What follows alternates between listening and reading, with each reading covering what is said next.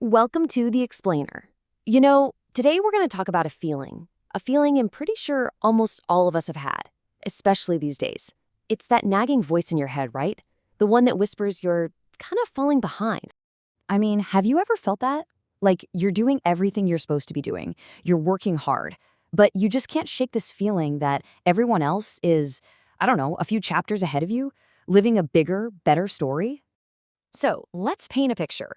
Imagine a 21-year-old student just chillin', scrolling through their social media feed. And what do they see? Boom, an engagement. Swipe, a promotion. Swipe, someone's on this epic vacation. And with every single swipe, their own life starts to feel a little less shiny, a little smaller. That feeling right there, that is the trap we're going to break down today. All right, so let's get right into it. The first part of this trap, well, it's all about comparison. It's about the danger of looking at someone else's highlight reel and thinking it's the whole movie. So, back to our student. He's feeling completely lost, right?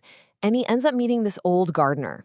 And this gardener, he doesn't give him some big, complex philosophical lecture. Nope, he just tells him a simple story about, well, the thing he knows best, flowers.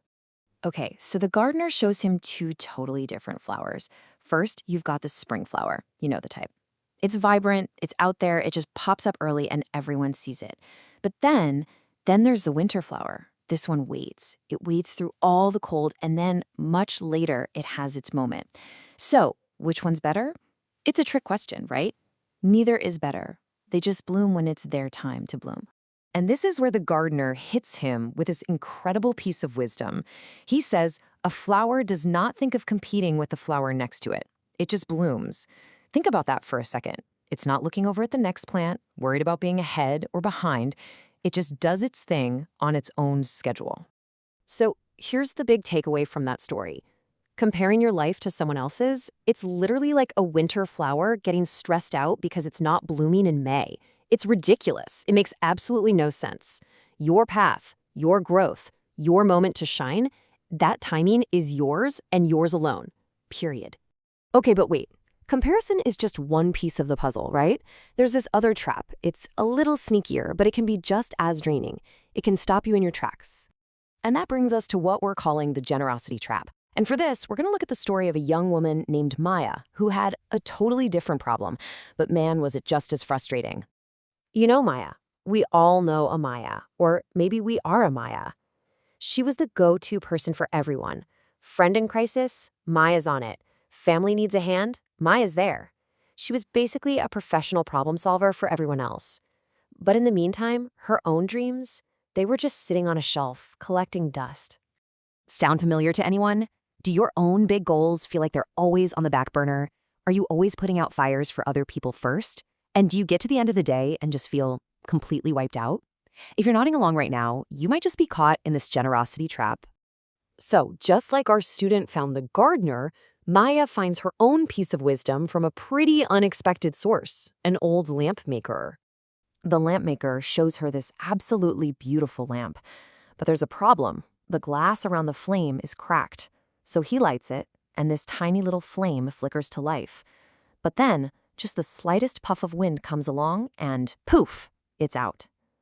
The light is there, but it's got no protection. It's totally vulnerable.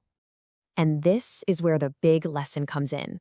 The lamp maker explains that boundaries, they aren't walls you build to keep people away. No, they're the glass that protects your own inner light, your energy, your time, your focus. They're what keeps your flame from getting blown out by every little thing that comes your way.